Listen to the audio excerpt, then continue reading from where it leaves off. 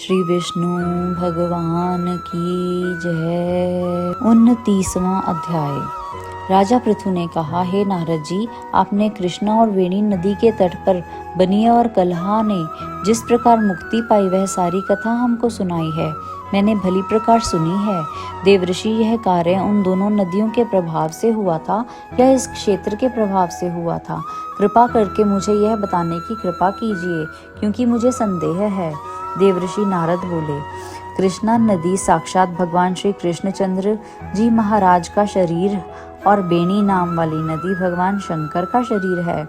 इन दोनों नदियों के संगम का महात्म्य श्री ब्रह्मा जी भी वर्णन नहीं कर सकते। फिर भी चूंकि आपने पूछा है, अतएव मैं आपको इनकी उत्पत्ति का वृतांत सुनाऊंगा। ध्यान पूर्वक सुनिए। चाक्षुष मनवंतर के आरंभ में ही श्री ब्रह्मा जी ने सह्य पर्वत के शिखर पर यज्ञ करने का निश्चय किया। वह सब देवताओं, भगवान विष्णु, भगवान शंकर और यज्ञ की सारी सामग्री लेकर उस पर्वत के शिखर पर गए। तब महर्षि भृगु आदि ऋषियों ने ब्रह्म मुहूर्त में उन्हें दीक्षा देने का विचार किया। इसके बाद उन्होंने श्री ब्रह्मा जी की पत्नी स्वरा को बुलाकर बुलावा भेजा। वह बड़ी आहिस्ता आहिस्ता आ रही थी। इस बीच में श्री भृगु जी ने भगवान विष्णु से पूछा, हे प्रभु, आपने स्वरा को शीघ्रता से बुलाया था, वह क्यों नहीं आई? यदि ब्रह्म मुहूर्त टल गया तो फिर दीक्षा का कार्य कैसे होगा? इस पर भगवान विष्णु ने कहा, यदि स्वरा यथा समय यहाँ पर न आई तो आप गायत्री को ही स्त्री मानकर दीक्षा विधान कर दीजिएगा। क्या गायत्री पुण्य कर्म में ब्रह्मा जी की स्त्री नहीं हो सकती? नारद जी बोले, भगवान विष्णु ने भगवान शंकर की बात का समर्थन किया। यह बात सुनकर भृगु जी ने गायत्री को ही ब्रह्मा जी के दाईं ओर बिठाकर दीक्षा विधान आरंभ कर दिया। ऋषि मंडल गायत्री को दीक्षा दे ही रहा था कि इतने में स्वरा भी यज्ञ मंडप में आ पहुंची। श्री ब्रह्मा जी के पहलू में गायत्री को देखकर ईर्ष्या से क्रोध करके कहने लगी। स्वरा ने कहा, जहाँ अपूज्यों की पूजा होती है और पूज्यों की अप्रतिष्ठा होती है, वहाँ पर दुर्भिक्ष, मृत्यु तथा भय तीनों अवश्यमेव हुआ करते हैं।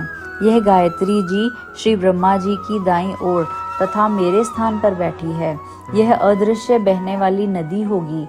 आप लोगों ने अविचार से इसे जो मेरे स्थान पर बैठाया है, अतः आप भी सबके सब जड़ रूप नदियां होंगे। नारद जी ने महाराजा पृथु से कहा, हे राजन, इस प्रकार स्वरा के श्राप को सुनकर गायत्री मारे क्रोध के लाल भभूका होकर अपने होंठ काटने लगी। देवताओं के मना करने पर भी उसने उठकर स्वरा को श्राप दे डाला। गायत्री जी ने कहा, ब्रह्मा जी जैसे तुम्हारे पति हैं वैसे ही मेरे भी पति हैं। तुमने व्यर्थ ही श्राप दिया है, अतएव तुम भी नदी हो जाओ।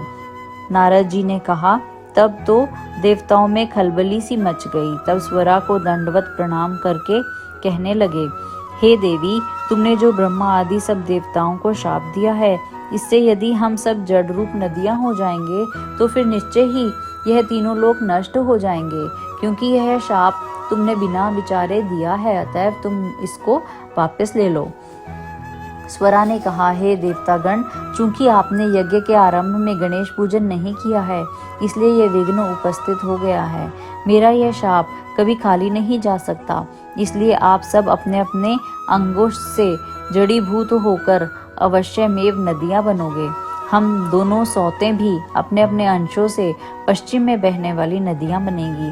देवर्षि नारद जी ने राजा पृथु से कहा, स्वरा के यह वचन सुनकर सभी देवता, विष्णु, शंकर आदि अपने अपने अंशों से नदियां बन गए।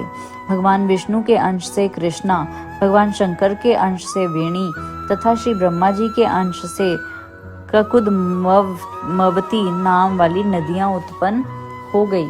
सभी देवताओं ने अपने अंशों को जड़ बनाकर वहीं सह्य पर्वत पर फेंक दिया। फिर उन लोगों के अंश अलग अलग नदियों के रूप में बहने लगे। देवताओं के अंशों से पूर्व वाहिनी तथा उनकी स्त्रियों के अंशों से सैकड़ों व हजारों की संख्या में पश्चिम वाहिनी नदियां उत्पन्न हो गई। गायत्री और स्वरा दोनों पश्चिम वाहिनी नदियां होकर एक साथ बहने लगी।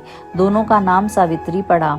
श्री ब्रह्मा जी ने उस यज्ञ स्थल पर भगवान विष्णु और भगवान शंकर की स्थापना की। दोनों देवता महाबल तथा अतिबल के नाम से विख्यात हुए। हे राजन, कृष्णा और वेणी नदी की उत्पत्ति का वर्णन जो मनुष्य सुनेगा उसको दर्शन व स्नान का फल प्राप्त होगा। बोलो श्री विष्णु भगवान की जय।